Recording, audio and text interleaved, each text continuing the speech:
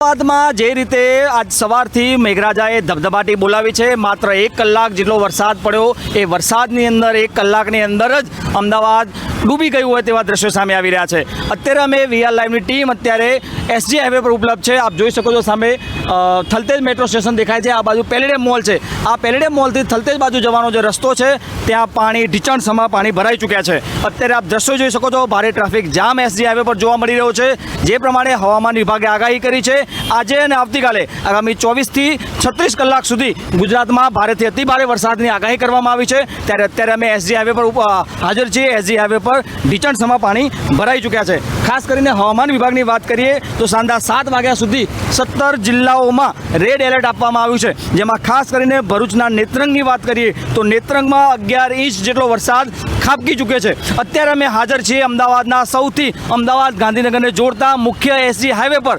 Thaltej metro સ્ટેશનથી palladium mall જવાનો જે રસ્તો છે ત્યાં ઢીચણથી વધારે પાણી ભરાઈ ચૂક્યા છે. ભારે ટ્રાફિક જામ સર્જાયો છે.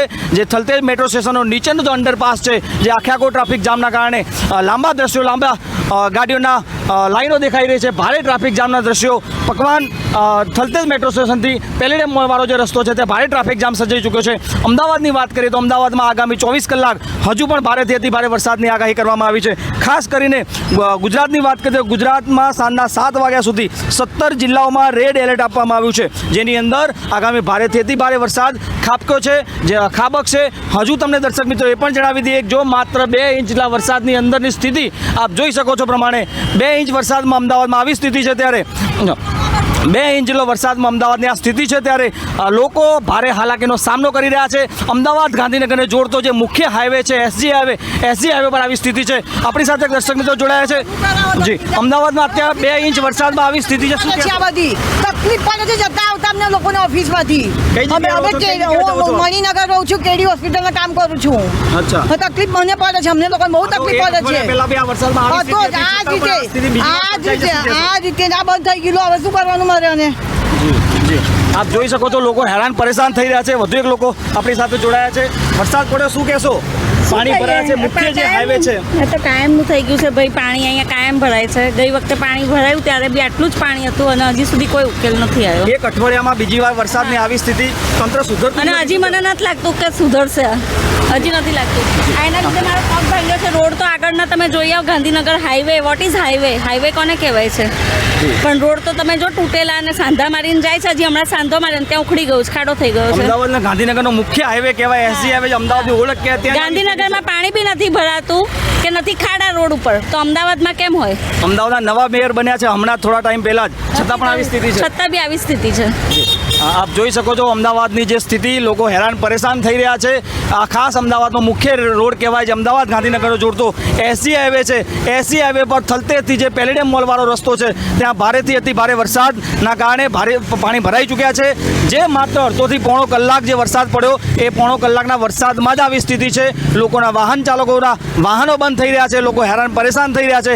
આખે આખો એસજી હાઈવે ગળાડૂબ ઢીચણસમા પાણીમાં ફસાઈ ગયો છે. લોકો જે દવાખાનેથી ઘરે આવી રહ્યા છે, નોકરિયાત લોકો નોકરી માટે જઈ રહ્યા છે અથવા ઘરે જઈ રહ્યા છે, એ તમામ લોકો હાલાકીનો સામનો કરી રહ્યા છે. આપ જોઈ શકો છો એ પ્રમાણે જે ગુજરાતમાં જે સ્થિતિ છે. આપણી સાથે વધુ એક દર્શક મિત્ર જોડાયા છે. શું કહેશો? શું કહીએ ભાઈ, હવે હેરાનગતિ છે. તો 1 અઠવાડિયા પહેલાં વરસાદ હતો ત્યાંય આવી સ્થિતિ હતી. બીજી વાર તંત્ર સુધર્યું જ નથી. શું કહેશો? હવે અમે તો એવું જ કહીએ જલ્દી સુધારો કરો તો આવું પાણી ના ભરાય ને પબ્લિકને હેરાનગતિ ના થાય. આવી હેરાનગતિ થવી એટલે પબ્લિક હેરાન થાય છે. આ જો કેટલા સાધનો ડૂબી ગયા છે. પેલો ભય પડી ગયો જો અત્યારે. તો આપણે તો આ જ કહેવું છે કે ભાઈ સારી વ્યવસ્થા કરો, પબ્લિકને હેરાન ના થાય એવું કામ કરો.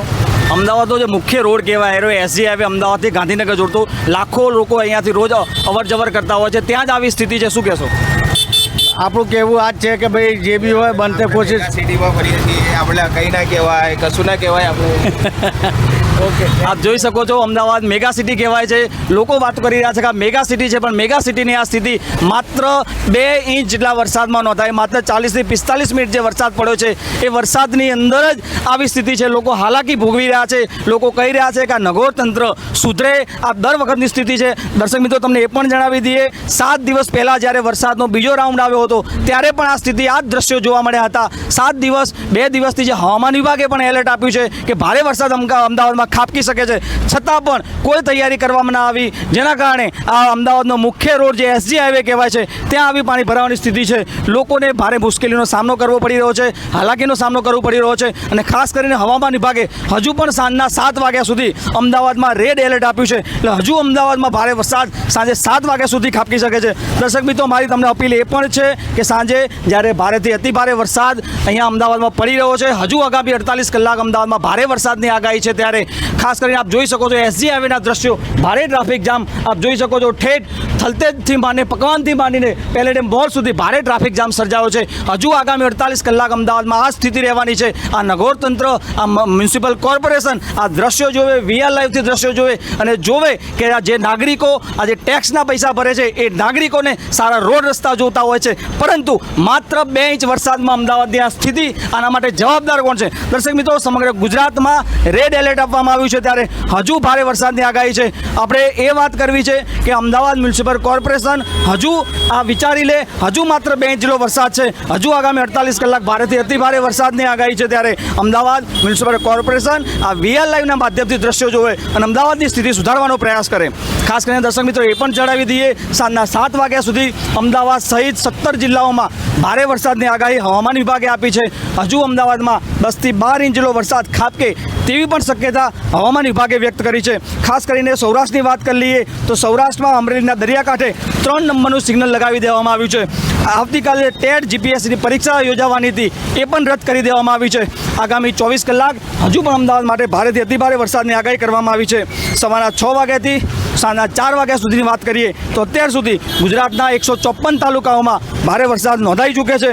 સૌથી વધારે વરસાદ ભરૂચના નેત્રંગમાં 11 ઇંચ જેટલો વરસાદ નોંધાયો છે અને હજુ આગામી 48 કલાક ભારેથી અતિભારે વરસાદની આગાહી હવામાન વિભાગે કરી છે.